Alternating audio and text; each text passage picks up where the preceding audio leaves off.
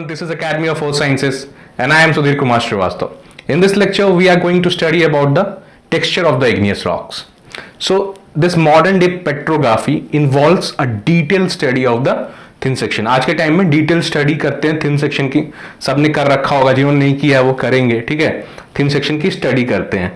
तो ये thin section की स्टडीज कैसे करते हैं? Based on your colour, by reference, extinction, cleavage. आप पेट्रोग्राफिकल माइक्रोस्कोप पे देखते हो तो ये सब सॉर्ट्स ऑफ डिस्टिंक्टिव कैरेक्टर्स को ढूंढते हो, तभी आप उसको क्लासीफाई कर पाओगे. And one of them is your texture. ठीक है, सो ये जो आपका थिन सेक्शन होता है कैसे प्रिपेयर होता है? You just cut down a sample from the your rock sample and just cement it on your slide and just ground down to 0.03 mm. ठीक है, 0.03 mm क्यों? उतनी ही थिकनेस से लाइट ट्रांसमिट कर सकती है ना, उस थिकनेस से लाइट ट्रांसमिट कर सकती है अच्छे से visually. So that can help you to do a detail study. कितना थिकनेस? 0.03 mm. ठीक है, कभी कभी पूछ देते हैं, ये इजी भी ऐसे इक्के दुक्के क्वेश्चन जो डेटा बेस्ड होते हैं वो भी पूछ देते हैं कि स्लाइड की थिकनेस क्या होनी चाहिए लाइट पास करने के लिए, ट्रांसमिट करने के लिए. तो इस टाइप के उलझुल सवाल भी कभी कभी इधर उधर के एग्जाम्स में पूछ देते हैं वो. So just for a knowledge check ये ध्यान रखना. ठीक है, so coming on your texture is further classified on the basis of classified as primary texture and your secondary texture. Okay, primary texture and secondary texture. Primary texture कैसे develop होता है? Due to the interaction between minerals and melt, between minerals and melt. ठीक है, secondary texture आपका develop होता है alteration of the solidified rock. ठीक है, जो रॉक सॉलिडिफाई हो गए उनकी अल्टरेशन से जो टेक्सचर डेवलप होगा वो होगा आपका सेकेंडरी टेक्सचर. सो ये आगे होगा primary texture, secondary texture. The growth of the crystal either from the melt or from the crystal solid is dependent on 3 principal processes. जो भी क्रिस्टल का ग्रोथ है, ठीक है, growth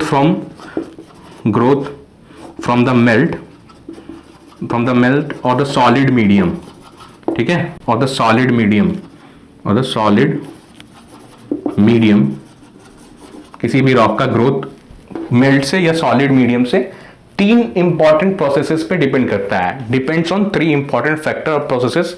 that is your first nucleation of the crystals. Secondary is your growth of the crystals.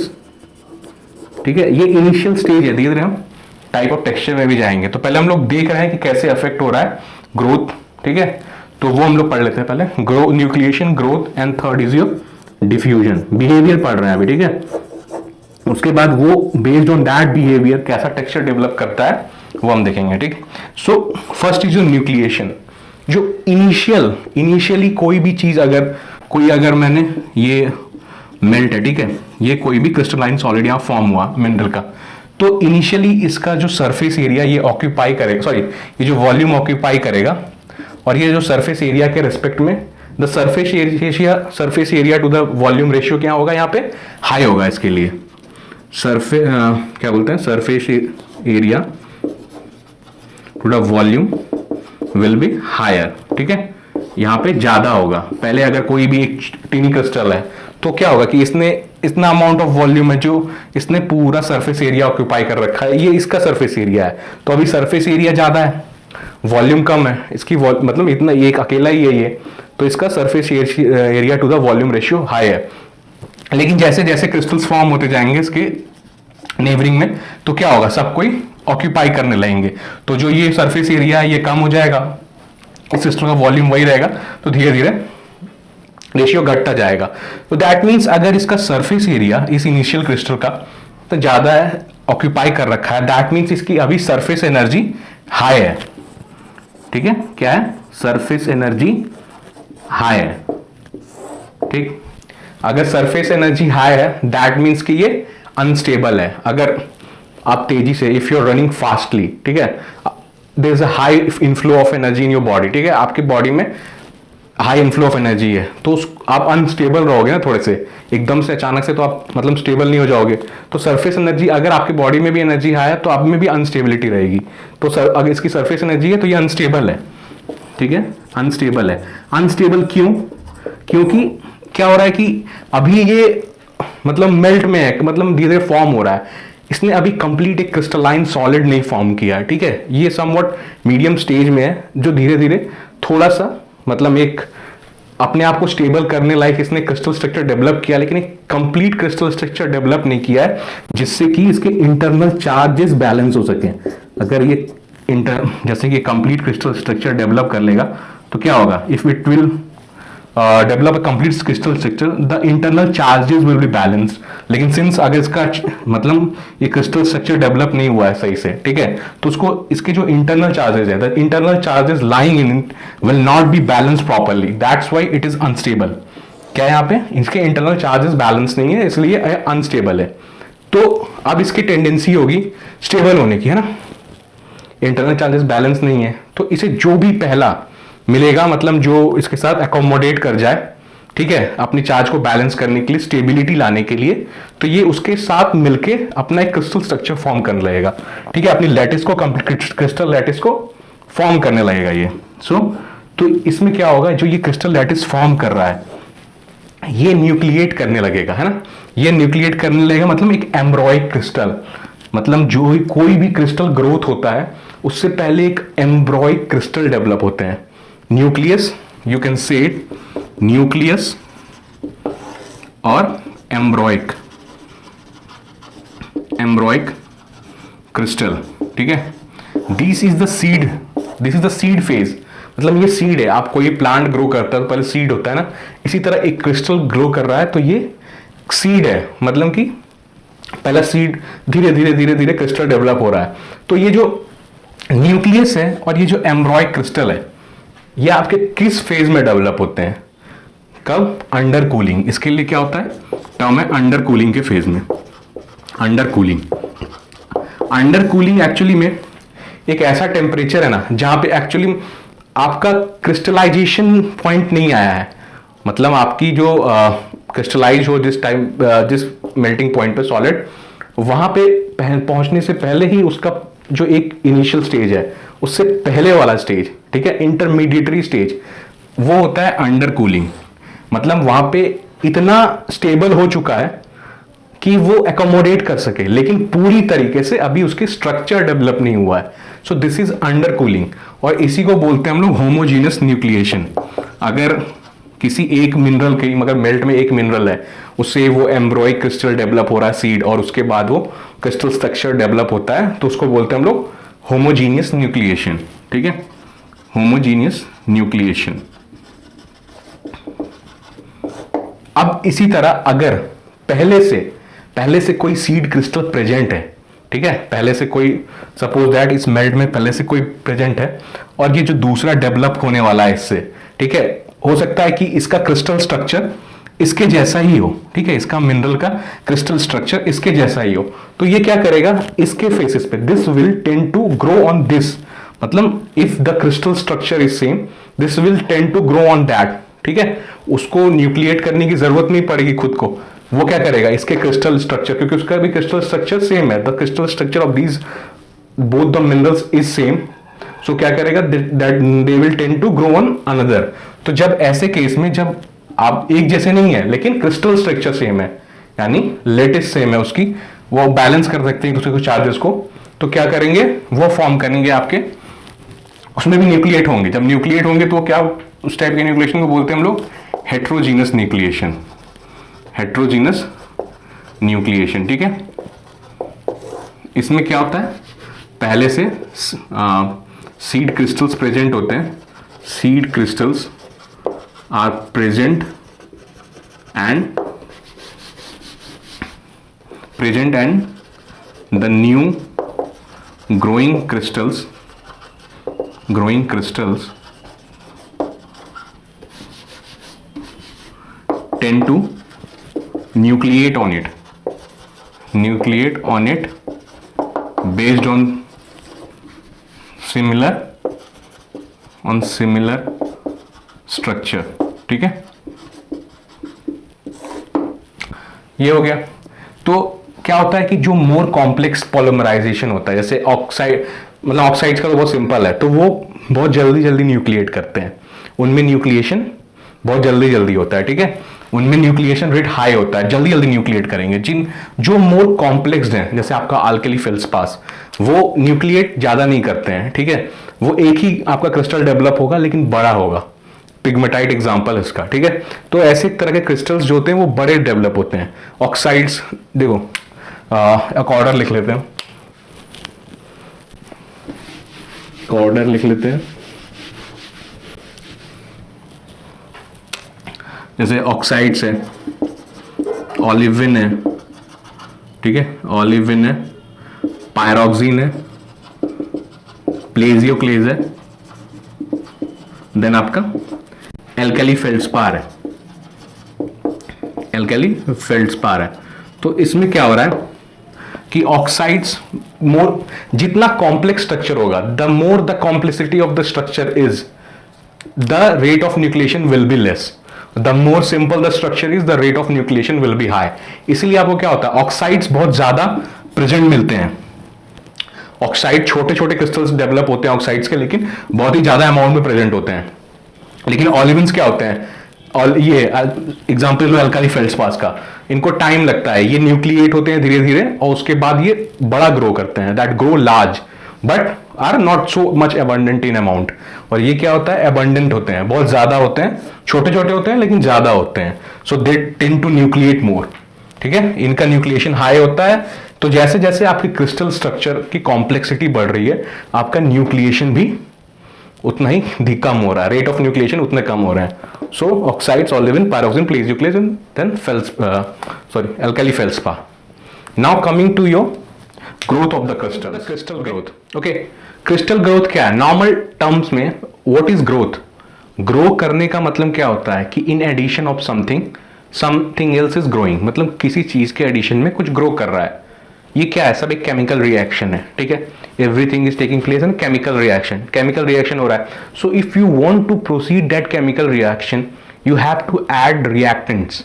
अगर आप उस chemical reaction में रिएक्टेंट्स ऐड नहीं करोगे तो वो रिएक्शन प्रोसीड नहीं करेगा, ठीक है। और उस रिएक्शन की वजह से यहाँ पे क्रिस्टल का ग्रोथ है। In terms everything is interrelated, हर कुछ एक दूसरे से इंटर रिलेटेड है ना। सो यहाँ पे भी क्या होगा कि अगर आप कुछ मिनरल कोई मेल्ट में कुछ ऐड नहीं करोगे तो वो ग्रो कैसे करेगा। इसी तरह यहाँ पे जो भी ग्रोथ हो रहा है, क्रिस्टल ग्रोथ, वो क्या होता है, पहले जो फॉर्म्ड क्रिस्टल्स हैं या जो न्यूक्लियाई है या जो एम्ब्रॉइक क्रिस्टल्स हैं उस पे ही मतलब ग्रो करते हैं, उसके फेसेस पे। जैसे आपने अंडर कूलिंग हो चुकी है, ठीक है, न्यूक्लियाई डेवलप हो चुका है, धीरे धीरे उसमें ग्रोथ होगा। तो जो क्रिस्टल, वैसे क्रिस्टल्स जिनकी हाई एलिमेंट ऑफ सिमेट्री होती है, क्रिस्टल्स हैविंग हाई एलिमेंट्स या मिनरल्स जो भी क्रिस्टल में प्रेजेंट है, क्रिस्टल्स तो नहीं बोलो मिनरल्स, ठीक है, मिनरल्स जो भी उस क्रिस्टल में प्रेजेंट है, अगर उनकी minerals having high element of symmetry, ठीक है, जो भी मिनरल्स की हाई एलिमेंट ऑफ सिमेट्री है, having high element of symmetry,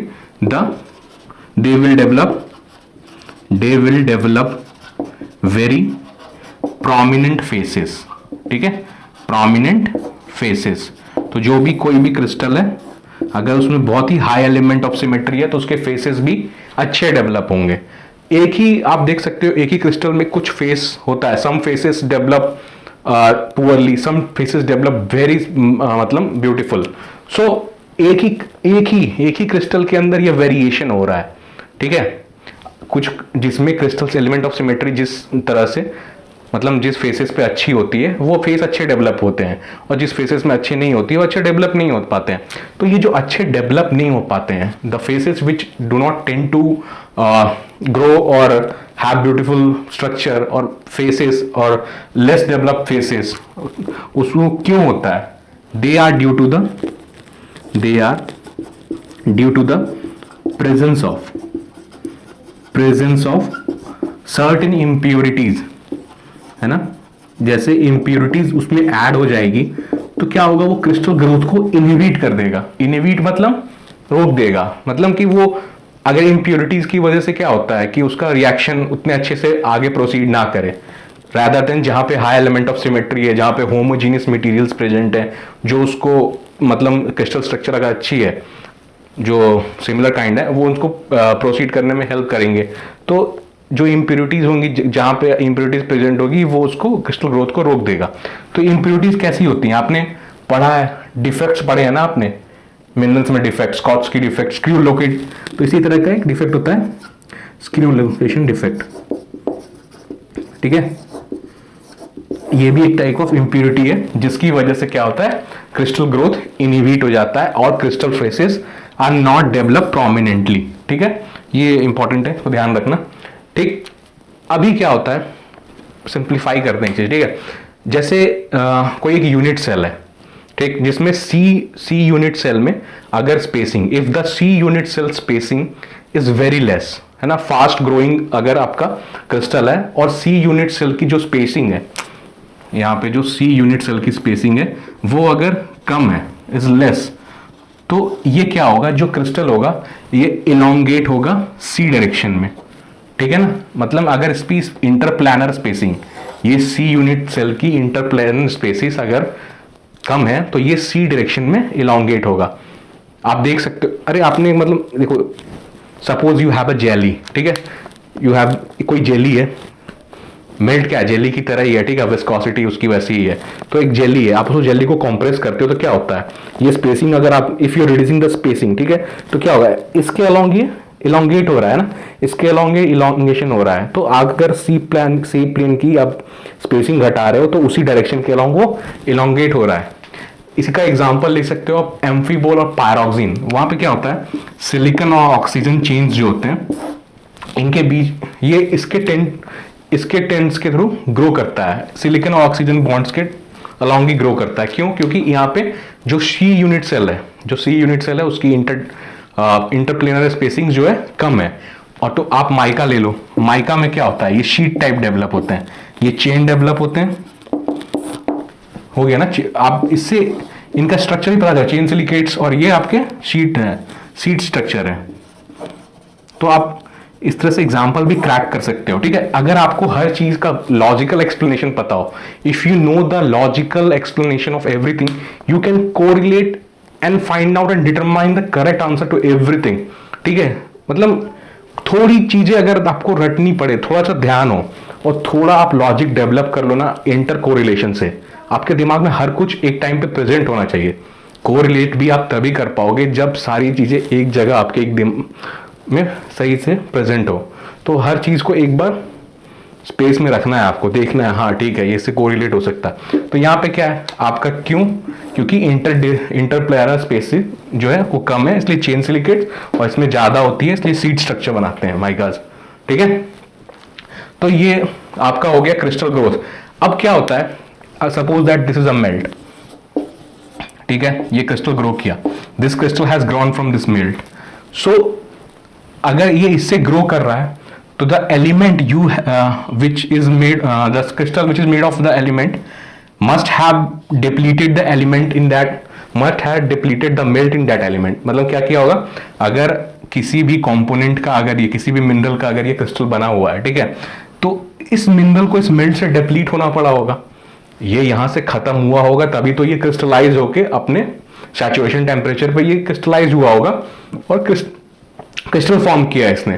that means कि जो ये क्रिस्टल बना है, इसने अपने अमाउंट को इसे घटा दिया है ना, ये घटा दिया है। तो अब इसको प्रोसीड करने के लिए बाहर से एलिमेंट, अगर इस रिएक्शन को, अगर इस क्रिस्टल को और ग्रो करना है, ठीक है, if the growth needs to be proceeded, अगर इसकी ग्रोथ को आगे बढ़ना है, ये मेल्ट में ग्रोथ होना है, तो इसमें क्या होगा, बाहर से एलिमेंट्स को ऐड होने होंगे। तो जो एलिमेंट्स जब ऐड होते हैं इसको क्या बोलते हैं, डिफ्यूजन। क्या बोलते हैं इसे, डिफ्यूजन।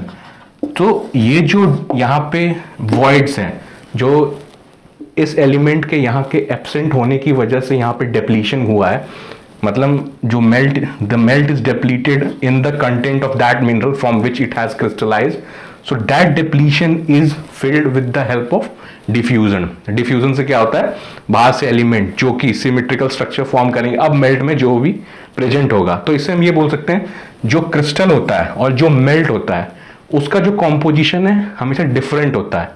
मतलब मोर और लेस 70-80% हमेशा ऐसा ही होता है कि वो डिफरेंट होगा, क्योंकि जिसका वो बन चुका है उसने उससे यहां से डिप्लीट कर दिया है। अब जो उसमें नया आएगा जरूरी नहीं कि वो होमोजीनियस नेचर का हो सकता है कि मिल जाए होमोजीनियस, लेकिन अगर नहीं मिलेगा और reaction has to be proceeded then उस तरह के मिनरल्स इसमें आके अडेप्ट करेंगे जिसकी क्रिस्टल स्ट्रक्चर सेम होगी। ठीक है, सो हमेशा क्या होता है क्रिस्टल और जो मिनरल मेल्ट का मोस्ट ऑफ द टाइम्स वो डिफरेंट कॉम्पोजिशन के होते हैं। अभी हम लोग आगे देखेंगे। ठीक है, so this is crystal growth and this is the diffusion and the points, ये सारे इसमें फंक्शनैलिटीज हो रहे हैं। ठीक है, now moving on to the rate of nucleation, diffusion और आपका क्रिस्टल ग्रोथ, जो इतने देर से यहाँ पे डायग्राम मैंने बना रखा है यहाँ पे, अब इसे एक्सप्लेन करते हैं ये रेट डिपेंडेंट कैसे है। Rate of diffusion, crystal growth and nucleation. ठीक है, you have seen the element such as nucleation, crystal growth और डिफ्यूजन। आपने न्यूक्लिएशन देखा, क्रिस्टल ग्रोथ देखा एंड डिफ्यूजन देखा है। So another important element is your cooling rate. आपका एक और एलिमेंट है जो बहुत इंपॉर्टेंट रोल प्ले करता है, that is your cooling rate. क्या आपका cooling rate? Cooling rate is if the cooling rate is slow, अगर कूलिंग रेट स्लो है that means your equilibrium is maintain. Equilibrium is maintain between the melt and the crystal. if the cooling rate is low, the equilibrium is maintained between the melt and the crystal. Okay, that means you can closely approximate the equilibrium condition. You can closely approximate the equilibrium condition. ठीक है, growth को आप crystal growth को nucleation को closely approximate कर सकते हो, लेकिन if the cooling rate will be high, the cooling rate that will be your under cooling. Under cooling क्या होता है? If the cooling rate is high, if the cooling rate is high. अब इसमें क्या है, under cooling plays a very important role. आपका under cooling जो है बहुत इंपॉर्टेंट रोल प्ले करता है आपकी न्यूक्लिएशन और क्रिस्टल ग्रोथ में। किसमें? न्यूक्लिएशन और क्रिस्टल ग्रोथ में। Nucleation and crystal growth. जैसे जैसे आपका अंडर कूलिंग बढ़ती है क्रिस्टल ग्रोथ, आपका न्यूक्लिएशन और क्रिस्टल ग्रोथ होता है, लेकिन फर्दर कूलिंग उससे अगर थोड़ी और ज्यादा कूलिंग हो जाएगी तब क्या होता है, इसमें काइनेटिक्स रुक जाता है। मतलब ज्यादा कूलिंग हो गई तो चीजें ज्यादा क्रिस्टलाइज हो रही हैं, क्रिस्टलाइज होंगे ज्यादा अगर आप एक टेम्परेचर है जहां पे चीजें सैचुरेट हो रही हैं, कूल डाउन क्रिस्टलाइज हो रही है, उससे ज्यादा फर्दर कूलिंग होगी तो तुरंत ही कोई चीज रैपिड कूलिंग हो जाएगा ना अचानक से। और रैपिड, ये अंडर कूलिंग क्या है? कूलिंग और रैपिड कूलिंग के बीच का एक स्टेज है। ठीक है, तो तुरंत से क्रिस्टलाइज होने, वहां पे काइनेटिक्स क्या होगी? काइनेटिक्स यहां पे गिर जाएगी, काइनेटिक्स विल बी लेस। और फिर क्या होगा, आपका काइनेटिक्स लेस है, चीजें क्रिस्टलाइज ज्यादा हो रही हैं, तो उसमें क्या, सॉरी, चीजें अब क्रिस्टलाइज कम हो रही हैं। जब काइनेटिक्स गिर गया तो मूवमेंट नहीं है, दैट मीन्स कि आपकी विस्कोसिटी बढ़ जाएगी, विस्कोसिटी बढ़ जाएगी, है ना, क्योंकि मेल्ट वाला एलिमेंट ज्यादा हो जाएगा क्रिस्टल से, दैट मीन्स कि your viscosity will be more. So under cooling plays a very important role. और इसी अंडर कूलिंग में यहां पे 3 स्टेजेस है अंडर कूलिंग के, that is your TA, TB, TC। यहां पे 3 स्टेज है कूलिंग के, TA, TB, ये 3 टेम्परेचर है अंडर कूलिंग के। सो विल सी कि कैसे ये रिलेट करते हैं न्यूक्लिएशन और ग्रोथ को। At temperature TA, at temperature TA you see कि यहां पे क्या है, ग्रोथ ज्यादा है and the growth is more and the nucleation is very less. ठीक है, मतलब कि यहां पे क्या हो रहा है कि न्यूक्लिएट बहुत कम कर रहा है। अंडर कूलिंग दैट मीन्स कि under cooling is less, under cooling is less, which means अब अंडर कूलिंग लेस है दैट मीन्स कि न्यूक्लिएशन अंडर कूलिंग किसको सपोर्ट करता है? न्यूक्लिएशन और ग्रोथ को। यहाँ पे न्यूक्लिएशन नहीं हो रहा है, ग्रोथ ज्यादा हो रहा है। दैट मीन्स कि अब जो यहाँ पे क्रिस्टल्स बनेंगे वो कैसे बनेंगे? मैंने शुरू में बताया था, nucleation come, that means crystal ज्यादा बड़े बनेंगे। The crystal will be of larger size, है ना। अगर यहाँ पे nucleation, if nucleation is less then the size of the crystals will be more, then the size of the crystals will be more and they will tend to grow larger, will be more and they will tend to grow larger। और ये किसकी characteristic है? ये किस type का, मतलब किस type के रॉक्स की ये कैरेक्टरिस्टिक प्रॉपर्टीज है? Grow larger. किसके? प्लूटोनिक रॉक्स में आप ये ज्यादा देखते हो, है ना, प्लूटोनिक रॉक्स की, प्लूटोनिक रॉक्स में, है ना। तो ये फिनोमेनन आपको ज्यादा देखने मिलेगा प्लूटोनिक रॉक्स में। So when the under cooling is less, nucleation is less, then the size of the crystal will be more and they will tend to grow larger. ठीक है, at temperature TA। Likewise at temperature TB में क्या होगा? TB में आप देख सकते हो कि न्यूक्लिएशन एक्सीड कर रहा है। Here the nucleation exceeds the crystal growth. This is your crystal growth. This is your TB. यहाँ पे nucleation exceeds the crystal growth. That means at TB nucleation exceeds the crystal growth. यहाँ पे nucleation ज्यादा हो रहा है crystal growth से। अब जल्दी न्यूक्लिएट कर रहे हैं ना, जैसे जैसे आपकी अंडर कूलिंग बढ़ रही है, आपका न्यूक्लिएशन बढ़ रहा है, तो जल्दी न्यूक्लिएट कर रहे हैं, तो क्रिस्टल ज्यादा टाइम तक ग्रो नहीं हो पा रहे हैं, तो छोटे छोटे टाइनी क्रिस्टल्स आपको मिलेंगे। यही बोल रहा है ना, that means you will be able to see a large number, sorry, you will be able to see a large amount of crystal but will be of smaller size. Nucleate किया but grow नहीं कर रहे हैं, है ना। Nucleation जल्दी होगा तो ग्रोथ में टाइम नहीं मिलेगा। दैट मीन्स न्यूक्लिएशन, यहाँ पे nucleation will be high, nucleation will be high, which directly means कि ग्रोथ कम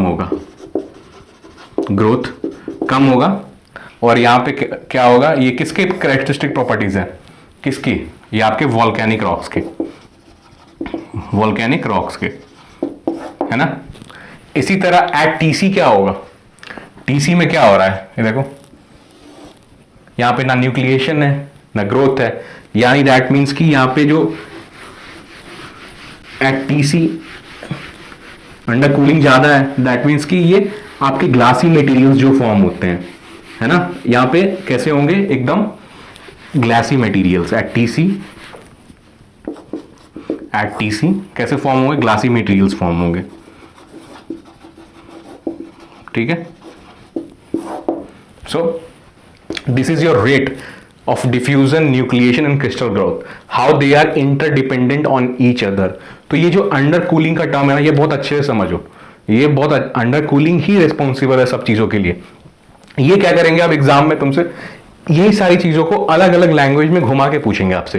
जैसे मैंने आपको बताया अभी हेट्रोजीनस और होमोजीनस न्यूक्लिएशन अलग लैंग्वेज में और अलग तरीके से पूछेंगे, बट कॉन्सेप्ट चेंज नहीं होगा। कॉन्सेप्ट सिंपल है, हेट्रोजीनस का सिंपल है, होमोजीनस का सिंपल है। ये अंडर कूलिंग का भी कॉन्सेप्ट यही है, इससे भी क्वेश्चन आते हैं। मतलब आप ये एक्सपेक्ट मत करो कि गेट सिर्फ टफ क्वेश्चन देता है, ठीक है। कब वो इजी क्वेश्चन भी लैंग्वेज को घुमा के पूछता है। अभी आपके यूपीएससी का पेपर भी होगा, वहां भी इजी क्वेश्चन आते हैं, लेकिन लैंग्वेज थोड़े घुमा देते हैं, तो क्वेश्चन इजी रहते हैं। कभी कभी लोग एक्सपेक्ट कर लेते हैं कि इट्स बीन अ गेट, अगर अ गेट है और अगर आप sitting in UPSC exam, JSI का पेपर है तो पेपर टफ होगा बहुत, ऐसा सोचने लगते हो, लेकिन क्वेश्चंस इजी रहते हैं। और वहां पे क्या होगा, इजी क्वेश्चंस को भी आप कुछ ज्यादा इन बिटवीन द लाइंस पढ़ने की कोशिश करोगे। कभी कभी आप सोचते हो कि ऐसा तो हो ही नहीं सकता यार, that is not possible that get आपको इतना इजी क्वेश्चन देगा, ऐसा तो नहीं हो सकता है। आप ऐसा सोचने लगते हो, इतनी अगर आसानी से आपके आंसर्स आने लगे तो there will be a doubt in your mind कि मैं जो कर रहा हूँ सही कर रहा हूँ, बहुत जल्दी इनसे आंसर आया है। होता है, मेरे साथ भी होता है, सबको लगता है। अगर क्वेश्चन इजी आते हैं तो लगता है अरे नहीं यार, मतलब गेट ऐसा स्टैंडर्ड सेट नहीं कर, लेकिन ऐसा कुछ नहीं है। तब आपको ज्यादा इन बिटवीन द लाइंस नहीं पढ़ना है। मैं हमेशा बोलता हूँ कि इन बिटवीन द लाइंस पढ़ो, लेकिन थोड़ा सा रियलिस्टिक भी रहो, ठीक है। जो पता है वही होगा, ज़्यादा सोचने की ज़रूरत नहीं है। तो इन चीज़ों को कॉन्सेप्चुअली क्लियर रखो, सब बन जाएगा क्वेश्चन। तो now moving on to the two stages cooling. Two stage cooling में कैसे फॉर्म होते हैं वो देखते हैं। Two stage cooling, okay. Two stage cooling is nothing but just bimodal distribution of grains, grain size. क्या है? Bimodal distribution of grain sizes. यहां पे क्या होता है कि एक ही रॉक में दो टाइप के ग्रेन साइज मिलते हैं, लार्जर और स्मॉलर क्रिस्टल्स फॉर्म होंगे, ठीक है। So this by model distribution is only possible in the plausible case of when the cooling rate is slow followed by high cooling rate. Slow cooling followed by rapid cooling, ठीक है।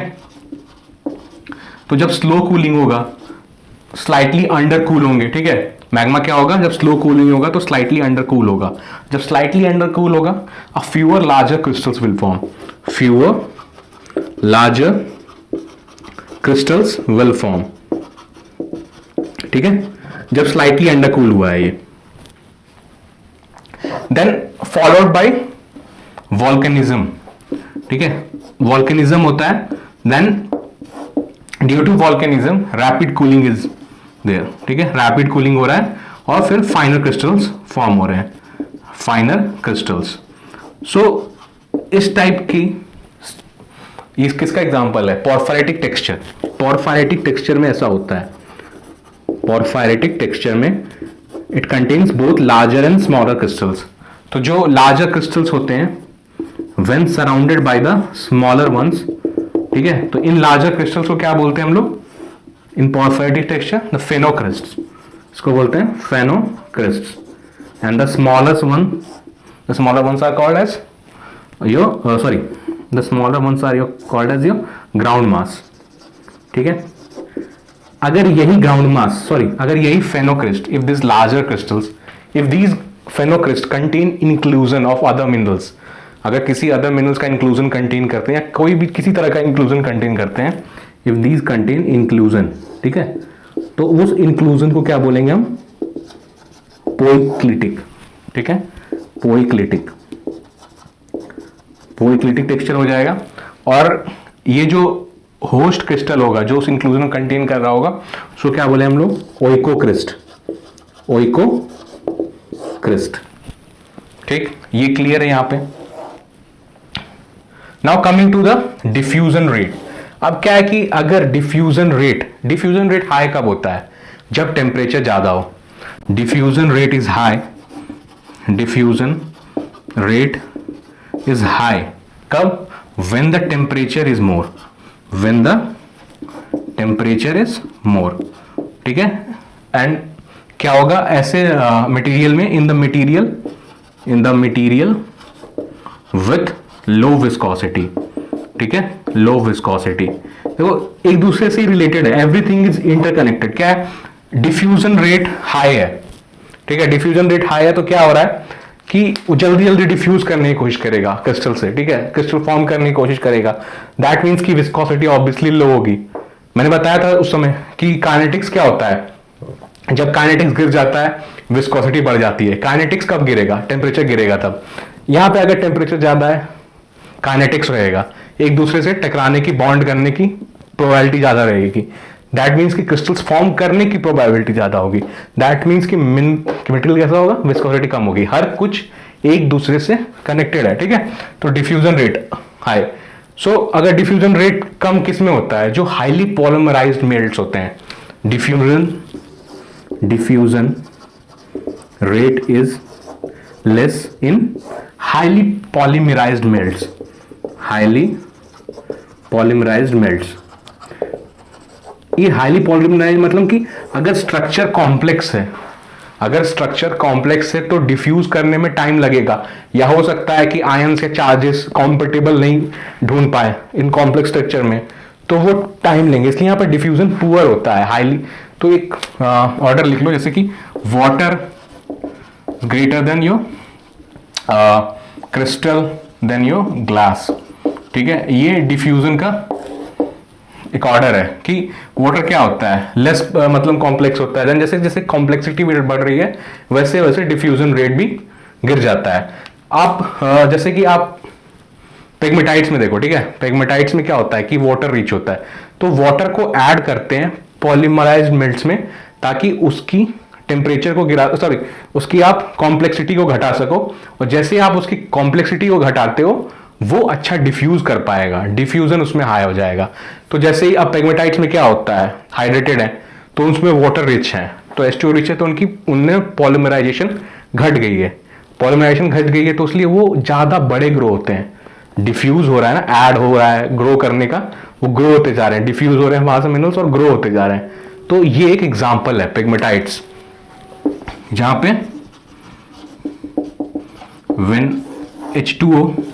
when H2O is added in the system, the magma chamber, जब H2O add हो रहा है तो क्या हो रहा है, आपका पॉलीमराइजेशन घट रहा है, polymerisation of melts decreases and thus makes it less complex structure and then it grows larger, ठीक है। सपोज दैट अब यहां पे डिफ्यूजन रेट जो है आपकी ग्रोथ से कम है, डिफ्यूजन रेट क्या है, ग्रोथ से कम है। इस केस में when diffusion rate is less then growth, ठीक है, डिफ्यूजन रेट कम है ग्रोथ से, तो ग्रो हो रहा है लेकिन डिफ्यूज नहीं हो पा रहा है, ठीक है, जो उसके पास ऑलरेडी मेल्ट है उसमें वो ग्रो हो रहा है लेकिन वो बाहर से डिफ्यूज नहीं हो रहे हैं उसमें। तो इस टाइप में कैसे फॉर्म्स बनते हैं, डेंड्रिटिक पैटर्न बनते हैं आपके मिल्क में, डेंड्रिटिक पैटर्न बनते हैं। और जब जो डेंड्रिटिक पैटर्न बनते हैं उनमें जो मेल्ट और क्रिस्टल की बाउंड्री होती है, melt at the boundary between the melt and the crystal, the melt and crystal forms a depleted zone, depleted zone, ठीक है। और कुछ इस टाइप का वो एक स्ट्रक्चर बनाता है, एक टेंड्रिल टाइप का स्ट्रक्चर बनता है। तो ये जो अपने जोन से जो मेल्ट, जब यहाँ डेप्लीटेड जोन है तो इससे रीच से बाहर जाके टेंड्रिल टाइप का स्ट्रक्चर बनता है। वो क्या होता है कि जब वो डेप्लीट हो चुका है उस चीज में तो वो रीच आउट करता है उसको फिल करने के लिए ताकि वो अपने साथ एकोमोडेट कर सके और फिर से डिफ्यूजन और ग्रोथ प्रोसीड कर सके, ठीक है। ये जो डेप्लीटेड जोन बना है एक टेंड्रिल टाइप का स्ट्रक्चर बनता है, ठीक है। सो दिस इज योर, जब ग्रोथ डिफ्यूजन रेट कम है। तो अब इसी तरह आप अगर क्या बोलते हैं प्रीकैम्बियन कॉमक्टाइट, ठीक है, अल्ट्रामैफिक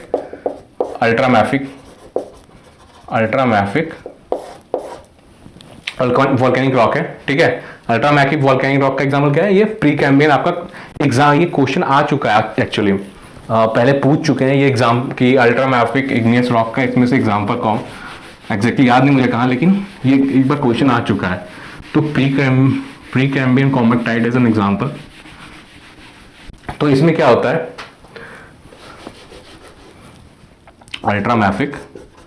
अल्ट्रामैफिक इग्नियस, ठीक है। तो क्या है आपका ये प्रीकैम्बियन कोमेटाइट।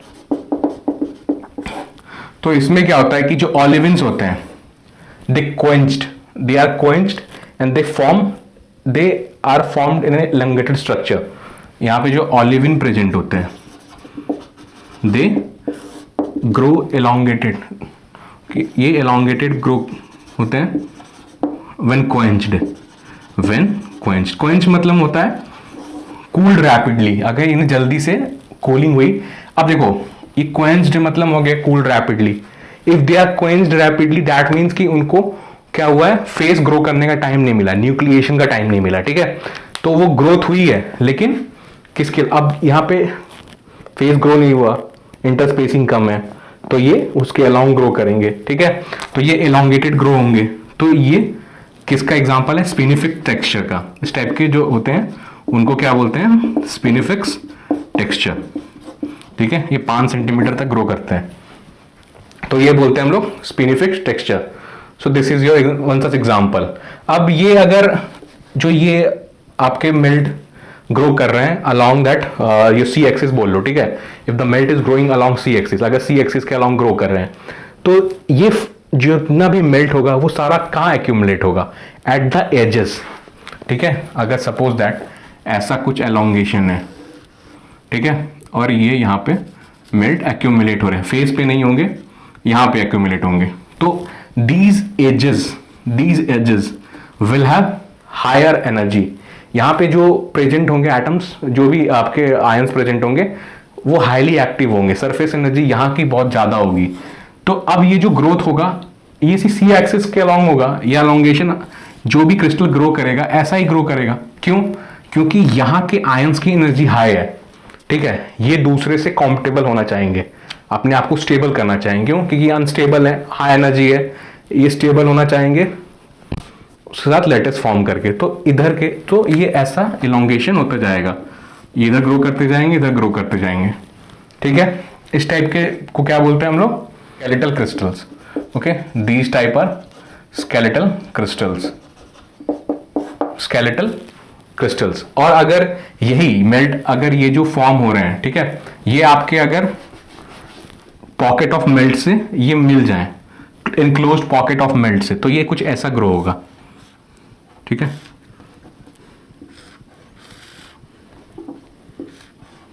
ये कुछ ऐसा ग्रो होगा, इसको बोलते हैं हम लोग स्वालो टेल्ड। क्या बोलते हैं? Swallow tailed. स्पेलिंग चेक कर लेना आप, स्वालो टेल्ड। ठीक है, इस स्ट्रक्चर को बोलेंगे हम लोग स्वालो टेल्ड स्ट्रक्चर। ये स्ट्रक्चर को जब ये कब, ये जो एलोंगेशन हो रहा है, quenched structures gets enclosed in, ठीक है, किसमें, मेल्ट पॉकेट्स। तो ये क्या फॉर्म करेंगे आपके, स्वालो टेल स्ट्रक्चर। ठीक है, स्ट्रक्चर को बोलेंगे हम लोग swallow tail structure. Epitaxis. Okay, epitaxis means the preferred nucleation of one crystal on another. क्या होता है एपिटेक्सिस का मतलब? Preferred nucleation of one mineral on another। ठीक है, दूसरे पे। and one such example is your Rapakivi texture. ठीक है, Rapakivi टेक्सचर में क्या होता है, प्लेजियोक्लेज का ओवरग्रोथ होता है। किस पे? प्लेजियोक्लेज का ओवरग्रोथ होता है आपके ऑर्थोक्लेज पे। ठीक है, ऑर्थोक्लेज पे। एंड ये क्यों हो रहा है, किसकी वजह से? सब्स्टिट्यूशन यहां पे हो रहा है। क्यों? क्योंकि क्रिस्टल स्ट्रक्चर सेम है, क्रिस्टल स्ट्रक्चर सेम, तो ये प्रोसेस क्या होगा, डिफ्यूजन की वजह से न्यूक्लिएट करके ग्रो होता है ना, सब्स्टिट्यूशन टेक प्लेस करता है। तो दैट इज जो क्रिस्टल स्ट्रक्चर सेम है, तो डिफ्यूजन की वजह से यहाँ पे प्लेजियोक्लेज का ओवरग्रोथ होता है ऑर्थोक्लेज पे। ठीक है, अब इसी तरह एक बहुत ही कॉमन सिचुएशन है कि जो डाइक वॉल्स होते हैं उनके परपेंडिकुलर जो सी एक्सिस का जो ओवरग्रोथ होता है सी एक्सिस पे, ठीक है, ये ऐसा, these parallel structures combines to form a comb like structure. ये कॉम लाइक स्ट्रक्चर देख रहा है ना, comb like structure which is called as crescumulate texture. ठीक है, यहां पे क्या होता है आपका perpendicular c axis growth of c axis perpendicular to the dike walls. ठीक है, और मेनली किस में होता है ये, कौन कौन जो डिसइक्विलिब्रियम ओरिएंटेशन होता है, किसके ऑलिविन आपके हो गए, पायरोक्सिन हो गए, क्वार्ट्ज और एल्कली फेल्ड्सपार। ठीक है, एंड किस में कॉमन है ये लेयर्ड मैफिक प्लूटॉन्स में, ठीक है, लेयर्ड मैफिक प्लूटॉन्स में और edge of the granite, granitic plutons, ये तो granitic plutons, edge of the granitic plutons, ठीक है। So this is your rapid cubic texture and crescumulate texture and likewise. अब now moving on to compositional zoning. Compositional zoning क्या होता है कि diffusion की वजह से किसी, अब इसमें न्यूक्लिएशन, किसी पहले से न्यूक्लियस है उस पर दूसरे का ओवर ग्रोथ होना, उसके अराउंड एक रिम फॉर्म होना दूसरे मिनरल का, that is your compositional zoning, ठीक है। दूसरे कॉम्पोजिशन का मिनरल उसके अराउंड फॉर्म हो जाना, that is your compositional zoning. तो हम लोग कॉम्पोजिशनल जोनिंग देखते हैं। कॉम्पोजिशनल जोनिंग बोल लो, केमिकल जोनिंग बोल लो, ठीक है। यो देखते हैं compositional zoning, compositional zoning, okay. इसमें अब कॉम्पोजिशनल जोनिंग में क्या होता है, suppose that we have been given a magma, ठीक है, कोई मेल्ट है X, that falls on this liquid, this line, this L1 liquid है and this C1 solid is formed, ठीक है। अब ये C1 solid फॉर्म हुआ तो ऐसा कुछ क्रिस्टल है, ठीक है, ऐसा कुछ क्रिस्टल है, this is your C1 crystal, ठीक है। सो अब क्या होगा कि ये जो आपका जो क्रिस्टल फॉर्म हो रहा है that will form through the process, जब तक कि कंडीशन इक्विलिब्रियम में है, ठीक है, जब तक कि कोई भी मैग्मा अगर इक्विलिब्रियम मेंटेन करके रख रहा है तब तक होमोजीनियस कॉम्पोजिशन होगा। द मोमेंट वो नहीं मेंटेन करेगा that means this moves to disequilibrium condition. तो यहाँ पे क्या होता है कि पहले लिक्विड फॉल होता है, ठीक है, आपके सॉलिड लाइन पे ये C1 फॉर्म होगा उसी तरह, ठीक, ये एंड मेंबर्स है एल्बाइट एनोथाइट, उसमें प्लेजियोक्लेस पे, तो ये मेल्ट एक्स कॉम्पोजिशन का जो ये लिक्विडस लाइन पे फॉल करता है जिसका C1 सॉलिड बनेगा L1 लिक्विड का, तो ये ठीक है। अब जो लिक्विड है उससे ये सॉलिड फॉर्म हुआ है यहां पे मेल्ट में, तो अब अगर मुझे दूसरा, अगर L2 कॉम्पोजिशन का अगर इवोल्यूशन हो रहा है मैग्मा का, if magma is being evolve और L2 पे जा रहा है और C2 कोई सॉलिड फॉर्म होना है, तो इसको फॉर्म होने के लिए सब्स्टिट्यूशन होगा। सब्स्टिट्यूशन किसका किसका, NaSi और ये CaAl, ठीक है, इसका सब्स्टिट्यूशन होगा। अब सब्स्टिट्यूशन होगा तो इसमें अभी बीइंग ये क्या है, अभी C1 है, ये किस में रिच है, ये आपके, आप यहां देख रहे हो ना अनऑर्थाइट, यहां पे किसके पास है, ये कैल्शियम के ज्यादा क्लोज है यहां पे, दैट मीन्स कि ये अभी कैल्शियम रिच है, this composition is calcium rich, ठीक है। तो अब ये मेल्ट में जाएगा और मेल्ट यहां पे आएगा, मेल्ट इसमें आएगा, तो क्या होगा, कंपोजिशन चेंज होगा, इवॉल्व हो रहा है मैग्मा, ठीक है। तो ये ज्यादा जो सेकंड आपका सॉलिड बनेगा वो ज्यादा सोडिक रिच होगा, सोडिक रिच होगा, और जो आपका मेल्ट होगा वो कैल्शियम रिच हो जाएगा, होगा ना, ऐसा ही होगा सब्स्टिट्यूशन की वजह से। और सब्स्टिट्यूशन क्यों होता है, डिफ्यूजन की वजह से। किसकी वजह से, this whole process of substitution take place due to diffusion, ठीक है। First of all, what happens? This X composition of magma falls on this liquidus line. This L1 forms the C1 liquid, ठीक है। C1 liquid is now being evolved. अब ये melt evolve हुआ है, ठीक है। तो अब क्या होगा, ये सब्स्टिट्यूशन होगा यहाँ पे। तो जो ये आपका this one is your calcium rich, this calcium rich solid और crystal solid will evolve and this substitute this the sodium rich melt will substitute the calcium and this solid will become rich in sodium and this melt will be rich in calcium and this happens due to the diffusion. But ये जो second process है, ये जो L2 का formation है, ये जो second solid का फॉर्मेशन है, ये पॉसिबल नहीं हो पाएगा। क्यों क्यों क्योंकि यहाँ पे जो टेम्परेचर होता है या diffusion, you all know, we all know that, अभी मैंने पढ़ाया है इतना, डिफ्यूजन क्या है, एक स्लो प्रोसेस है, diffusion is a slow process, it takes time. लेकिन यहां पे टेम्परेचर बहुत ही जल्दी फॉल हो रहा है, since the temperature is falling very rapidly, so there is no time for diffusion to take place since the temperature is falling rapidly, क्या हो रहा है, यहां पे टेम्परेचर बहुत जल्दी फॉल हो रहा है. So there is no time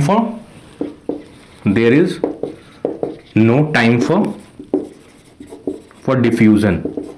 ठीक है, अब जब डिफ्यूजन के लिए टाइम नहीं है, if there is no time for diffusion that means there will be no substitution. ठीक है, जो ये सब्स्टिट्यूशन है ये होगा नहीं, this won't take place. That means कि ये जो फर्स्ट फेज है, ठीक है, ये जो फर्स्ट सॉलिड है, ये जो सेकंड सॉलिड का जो रिएक्शन है ये पॉसिबल नहीं हो पाएगा. ये जो सब्स्टिट्यूशन का रिएक्शन है ये पॉसिबल नहीं हो पाएगा. क्यों? क्योंकि टेम्परेचर बहुत ही तेज फॉल हो रहा है, बहुत जल्दी फॉल हो रहा है. ठीक है, तो अब यहां पे जब डिफ्यूजन का टाइम नहीं है, that means there will be no nucleation.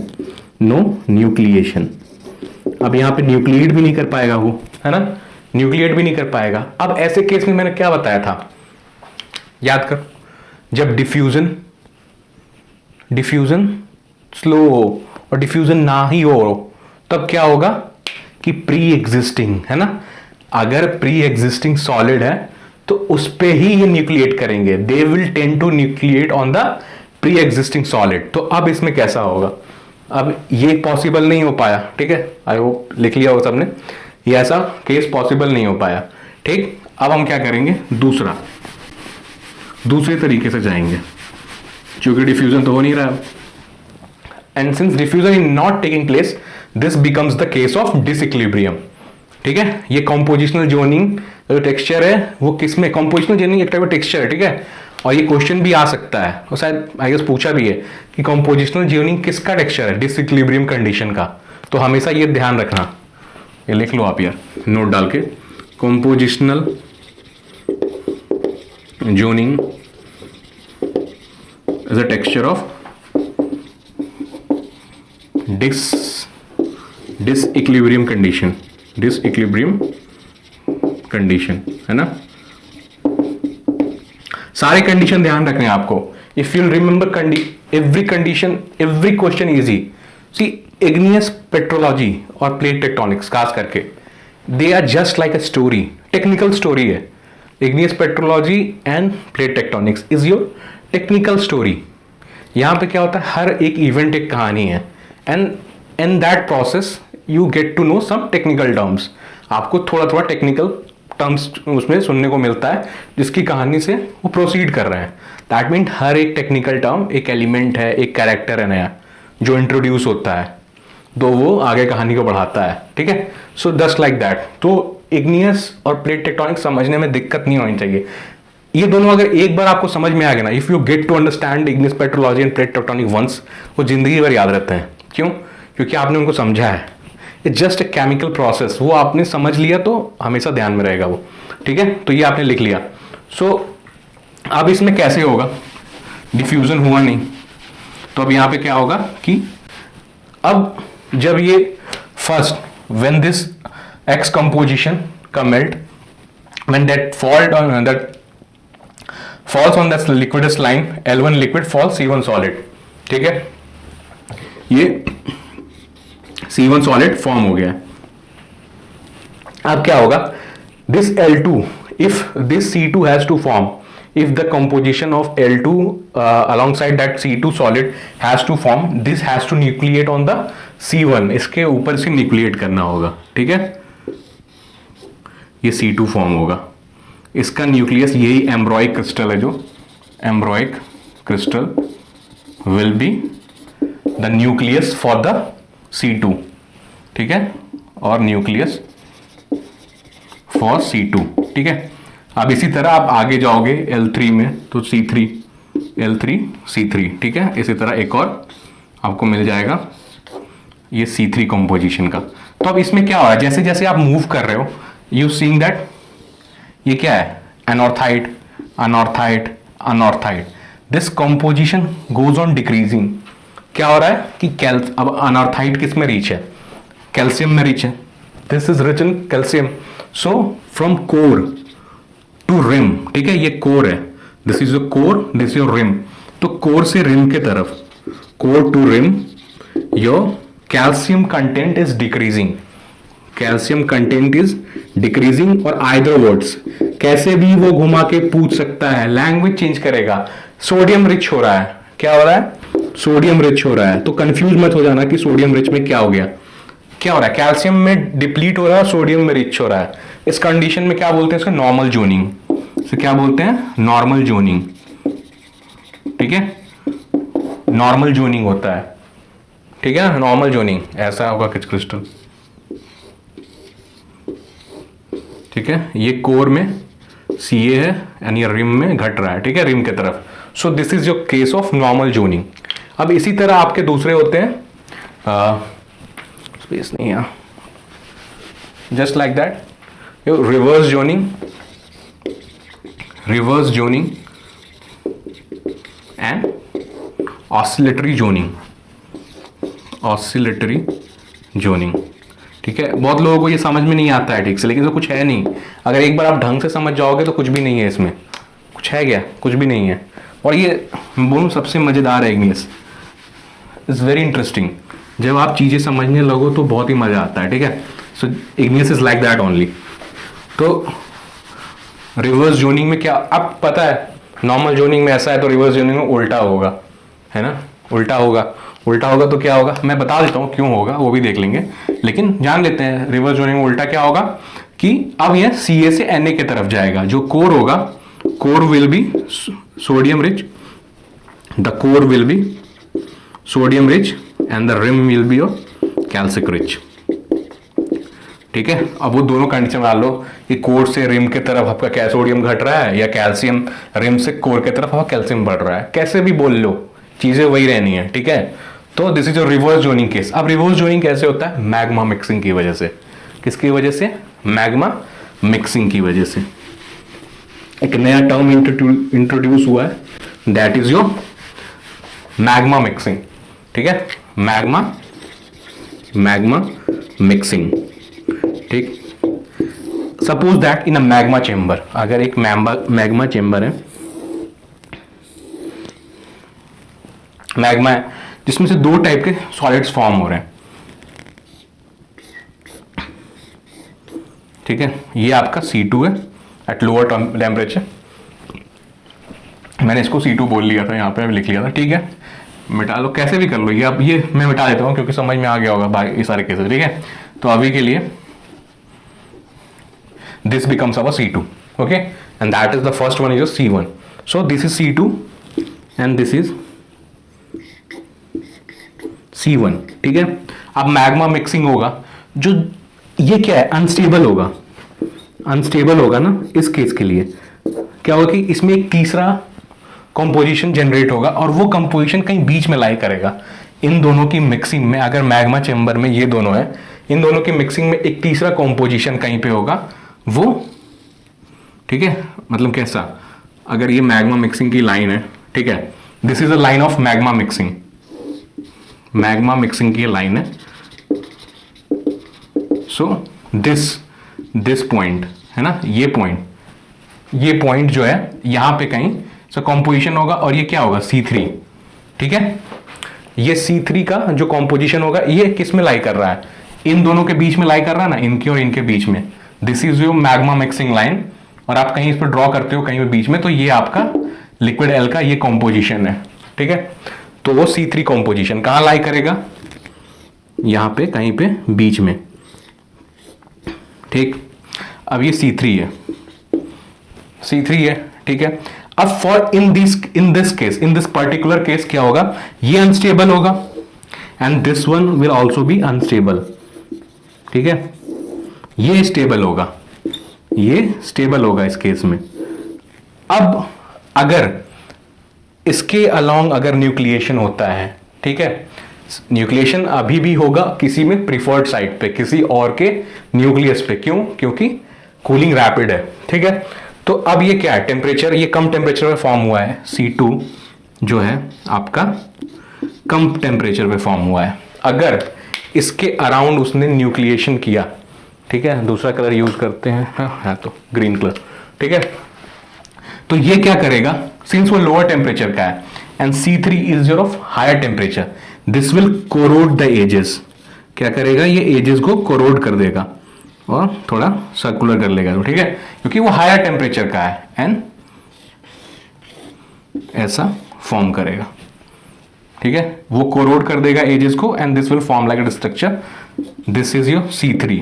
अब नाउ C3 कैसा है, ये रिच इन Ca, ठीक है, ये क्या है, कम उससे रिच है.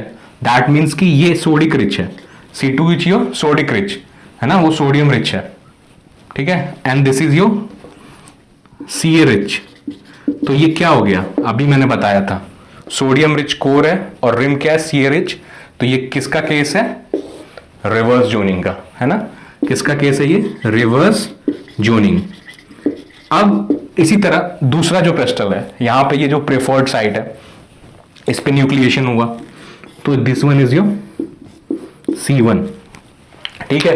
अब ये हायर टेम्परेचर पे है, ये मिनरल हायर टेम्परेचर का है इससे, तो ये उसको कोरोड नहीं कर सकता है, नहीं कर सकता है ना. तो क्या करेगा, चुपचाप silently this will form crystal around this, और ये क्या होगा आपका C3. ये किस टाइप का है, सोडियम रिच है and this sorry calcium rich and this is your sodium rich. तो ये किसका केस है, नॉर्मल जोनिंग का, नॉर्मल जोनिंग का. सो आप देख सकते हो मैग्मा मिक्सिंग में क्या होता है, रिवर्स जोनिंग भी हो रही है और नॉर्मल जोनिंग भी हो रही है. और जब किसी रॉक में दोनों होगा that will give you oscillatory zoning. अगर रॉक में दोनों हो रहा है तो oscillatory. To a graph, if a graph is like this, okay, here is your anorthite, that is your calcium rich, okay, and here core, here rim. What does this graph signify? This graph signifies that, ये graph बता रहा है that your anorthite content is decreasing from core to rim. क्या हो रहा है, anorthite content core to rim की तरफ decrease हो रहा है, which is the case for normal zoning. So ये ग्राफ क्या represent कर रहा है, normal zoning. And likewise if a graph is like this, if a graph is like this, okay, this is your anorthite and this is your core and this is your rim. That means this graph represents reverse zoning. What does this represent, reverse zoning. And another third case is your graph will be like this. This is your core, this is your rim, this undulatory or oscillatory graph will be showing oscillatory zoning, है ना. मुझे ये graph कराने का क्या मतलब है, मैं नहीं भी कराता, लेकिन what I want to tell you, if you are clear with your concepts, अगर आपके कॉन्सेप्ट क्लियर हैं, एग्जामिनर किसी भी तरीके से पूछे you are capable enough to answer him, ठीक है, क्योंकि क्वेश्चंस कभी भी हार्ड नहीं होने वाले. It will be always the play of words that will confuse you. वो हमेशा आपके शब्दों का खेल होगा, है ना, कि शब्द कैसे किस तरह से अरेंज किए हुए हैं, वो आपको ऐसे कंफ्यूज करेंगे. आपके कॉन्सेप्ट्स कभी भी चेंज नहीं होने वाले. प्रोडक्शन ऑफ वाटर, ठीक है, अगर वाटर इंट्रोड्यूस किया, मैंने पहले ही बताया था, अगर पॉलीमराइजेशन में वाटर आप इंट्रोड्यूस कर रहे हो तो क्या कर रहे हो, डिग्री ऑफ पॉलीमराइजेशन घटा रहे हो, है ना, कॉम्प्लेक्सिटी घटा रहे हो, ठीक है, कॉम्प्लेक्सिटी घटा रहे हो उसके. तो ये पूरा का पूरा जो लिक्विडस लाइन है ये शिफ्ट हो जाएगा. ये लिक्विड सॉलिडस लाइन जो है ये पूरा का पूरा शिफ्ट होगा, और एक साथ मतलब बराबर में शिफ्ट होगा, ऐसा कुछ नहीं, क्योंकि सिमिलर स्ट्रक्चर है. तो ये समवॉट लाइक ऐसा कुछ शिफ्ट होता है, यहां से ले लिया मैंने, सॉरी, ऐसा कुछ शिफ्ट हो रहा है, या यहाँ पे थोड़ा सा ज़्यादा हौच-पौच हो गया है, ठीक है. एक डायग्राम स्क्रीन पे भी है आपके, वो उसमें मैंने बाकी ड्रॉ नहीं किया, लेकिन वहाँ पे प्लेन एंड सिंपल आप इमेजिन कर सकते हो, ठीक है. ये पूरा का पूरा अगर यहाँ पे शिफ्ट हुआ, ठीक, अगर थोड़ा सा और वाटर मैं मिक्स कर दूँ, दूसरा कलर यूज़ करते हैं, ये अगर थोड़ा सा और वाटर यूज़ कर लें, ठीक है, तो ये और थोड़ा नीचे शिफ्ट हो जाएगा, है ना, ये पूरा का पूरा शिफ्ट होगा.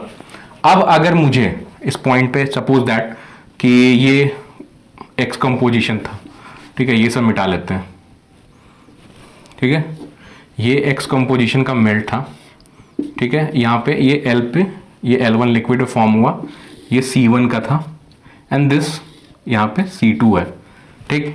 तो अब आप देख सकते हो कि जो पहले C1 में था वो क्या था आपका, कम कैल्शियम रिच था, और जैसे जैसे आप यहाँ पे जैसे ही आपका डिग्री ऑफ पॉलीमराइजेशन घटा है तो क्या हो गया है, थोड़ा सा और कैल्शियम की तरफ चला गया है वो, यानी पहले सोडिक रिच था और अब कैल्सिक रिच हो गया है, ठीक है।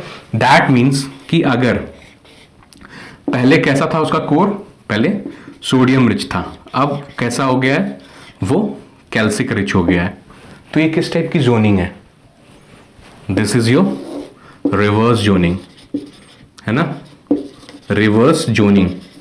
आप देख सकते हो ना, सेम कंपोजिशन ऑफ लिक्विड, अगर मैं पहले टेम्परेचर ज्यादा था, ठीक है, डिग्री ऑफ पॉलीमराइजेशन हाई थी, तो वहां पे क्या था, C1 यही फॉर्म कर रहा था, कंटेंट इसका कम था। लेकिन जैसे ही आपने उसमें वाटर ऐड किया, PH2, अगर आपने प्रेशर H2O ऐड कर दिया 0.2 बार मान लो, है ना, ठीक है, तो अगर आपने उसको ऐड कर दिया तो क्या हुआ कि उसका टेम्परेचर गिरा, दैट टेम्परेचर घटा तो डिग्री ऑफ पॉलीमराइजेशन भी घटी, डिग्री ऑफ पॉलीमराइजेशन घटी, उसका कंटेंट क्या हुआ आप देख रहे हो यहाँ पे, ज्यादा वो कैल्सिक रिच हो गया।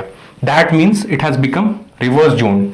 तो ये क्वेश्चन भी आ सकता है, आपसे पूछ सकते हैं कि अगर उसमें वाटर ऐड कर दिया, किसी तरीके से भी पूछेंगे, ये कॉन्सेप्ट आपका हिलना नहीं चाहिए, ठीक है। वाटर का रोल कैसे इसमें आएगा, जैसे वाटर ऐड किया, डिग्री ऑफ पॉलीमराइजेशन घटा, आपका ये रिवर्स जोनिंग का, ये भी एग्जांपल रिवर्स जोनिंग शो करता है। वाटर ऐड करते ही वो किसका एग्जांपल हो जाता है, रिवर्स जोनिंग का। This is it from this lecture, till then take good care of yourself, study hard, see you, bye bye.